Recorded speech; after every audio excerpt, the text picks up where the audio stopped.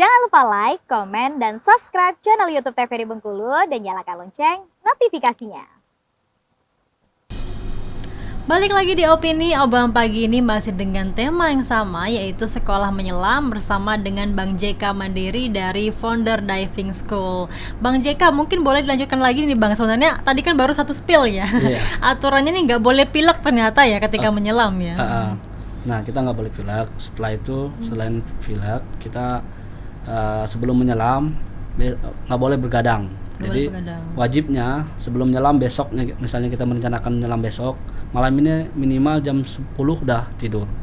Kalau bergadang itu juga sangat pengaruh sekali.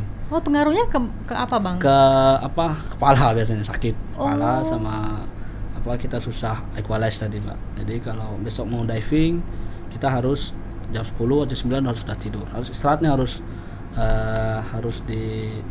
teratur. Itu. Makanya kita menyelam tuh bisa kita sebut penyelam yang bertanggung jawab. Ya, bertanggung jawab dengan aturan nyelam diri sendiri. Ada juga aturannya. Karena kalau diri sendiri kan kita yang tahu itu. Biasanya kan apalagi sekarang banyak main game, lihat gadget gitu kan. Nah, itu salah satunya itu harus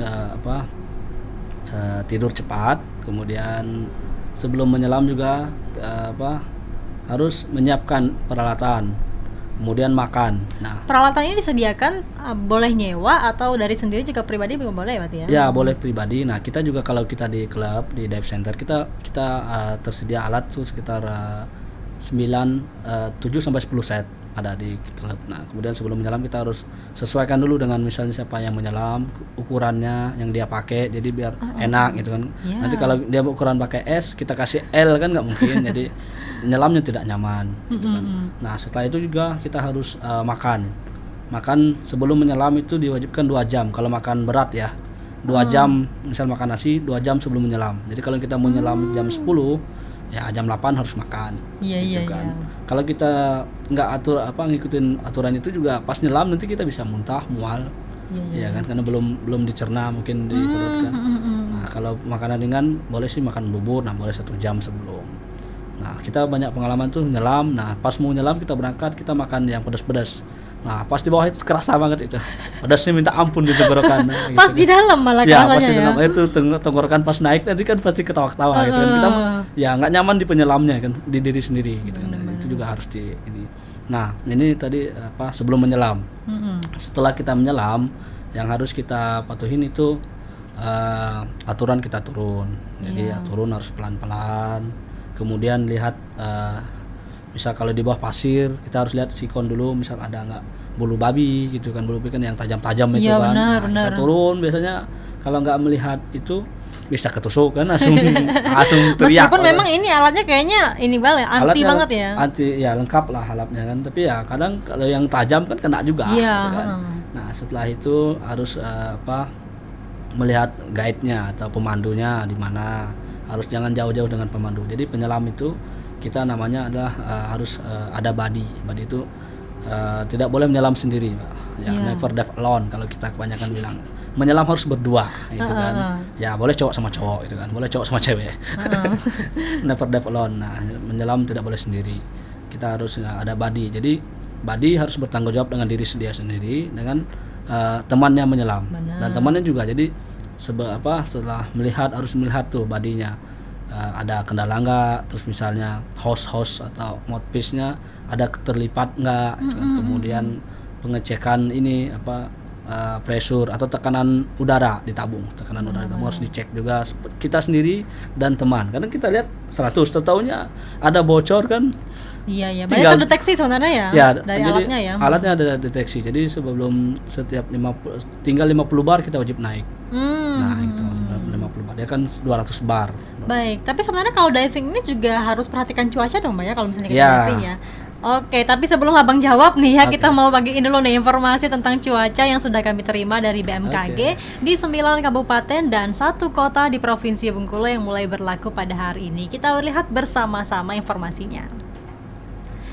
Yang pertama kita lihat di wilayah Kabupaten Rejang Lebong dan juga Kabupaten Kepahyang nih. Nah, kalau di Rejang Lebong, di sana siang nanti diprediksi akan hujan sedang dengan suhunya 20-32 derajat Celcius. Di wilayah Kabupaten Kepahyang, siang nanti diprediksi akan cerah ya dengan suhunya 20-32 derajat Celcius. Kita lihat lagi untuk wilayah selanjutnya. Selanjutnya kita lihat di wilayah Kabupaten Bengkulu Utara dan juga Mukomuko.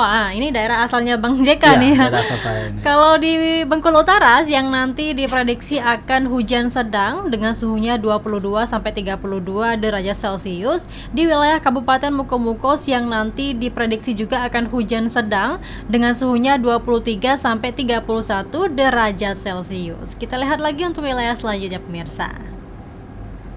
Nah, ini di wilayah Kabupaten Seluma dan juga Kabupaten Lebong nih. Kalau di Seluma, siang nanti diprediksi akan turun hujan dengan suhunya 23-32 derajat Celcius. Di wilayah Lebong nih, siang nanti diprediksi akan hujan nih dengan suhunya 23-31 derajat Celcius.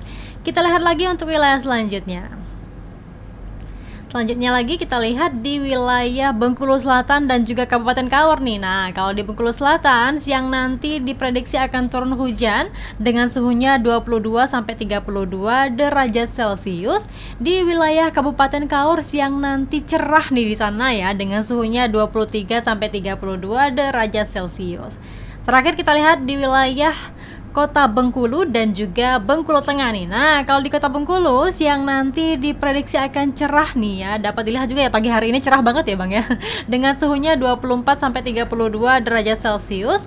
Dan juga untuk wilayah Kabupaten Bengkulu Tengah siang nanti diprediksi akan turun hujan nih dengan suhunya 24-31 derajat Celcius. Nah, itu dia tadi ya beberapa informasi cuaca di 9 kabupaten dan 1 kota. Memang kalau misalnya kita diving tuh harus lihat cuaca dulu ya Bang ya? Ya, wajib itu. Jadi cuaca itu salah satu hal yang kita prediksi juga. Misalnya kan kita harus lihat BMKG dulu. Jadi kalau misal cuacanya mau hujan, kalau hujan biasa sih kita bisa nyelam, masih bisa nyelam. Ya, nggak masalah. Tapi kalau hujan badai, nah kita nyelam bisa, tapi yang di kapal kita kan harus nyelam kan misalnya pakai boat, pakai kapal, yang di atas nanggung gitu kan. Kita di bawah mah aman aja. Iya. Oh, meskipun memang arus di atas itu sedikit kencang misalnya, tapi di dalam itu tenang ya. Tenang, misalnya di bawah tenang. Karena biasanya kan di kedalaman 2 sampai 1 meter, nah itu yang berarus. Kalau udah 5 ke atas biasanya tenang, kita di bawah tenang. Saya juga dulu pernah nyelam seperti itu. Kita di bawah asik-asik, orang di atas udah teriak-teriak. Tapi kan kita nggak bisa komunikasi gitu. Iya.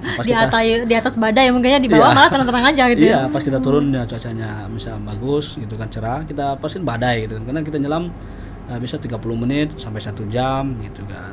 Sekali nyelam ya? 30 menit sampai 1 jam itu durasi idealnya? Idealnya untuk penyelam rekreasional lah gitu kan. Penyelam fun, misalnya rekreasi, kita nyelam-nyelam asik lah gitu kan. Benar. Ya, itu. Oke, Bang Jeka, tadi kan sudah lihat ya informasi cuaca di 9 kabupaten dan 1 kota. Mungkin ada himbauannya Bang atau pesan-pesannya kepada masyarakat agar lebih hati-hati nih ya saat berkendara? Ya, mungkin kalau saya sih ya yang melihat cuaca tadi yang berpotensi hujan, ya mohon siapkan payung sebelum hujan gitu kan. Kalau mau kendaraan motor mungkin disiapin jas hujan gitu ya. Jadi jangan sampai hujan terkendala aktivitasnya, apalagi aktivitas misalnya urgen gitu kan. Misal mahasiswa ke kampus, nah wajib itu siapin ini. Gitu kan. Kalau yang daerah pesisir, yang nelayan ke laut lah, itu kan saudara kita gitu kan. Nah, mohon hati-hati. Kemudian mohon diprediksi cuaca hujan, kemudian lihat juga awan. Kalau di laut kan kita bisa melihat awan. Awannya badai kah, awan ringan kah, itu kan. Sangat hati-hati bagi saudara sanak-sanak di nelayan. Baik, terima kasih Bang Jeka. Kita jeda dulu nih Bang ya. Nanti kita bahas lagi terkait dengan tema kita yaitu sekolah menyelam. Pemirsa, kami akan kembali setelah jeda pariwara berikut ini.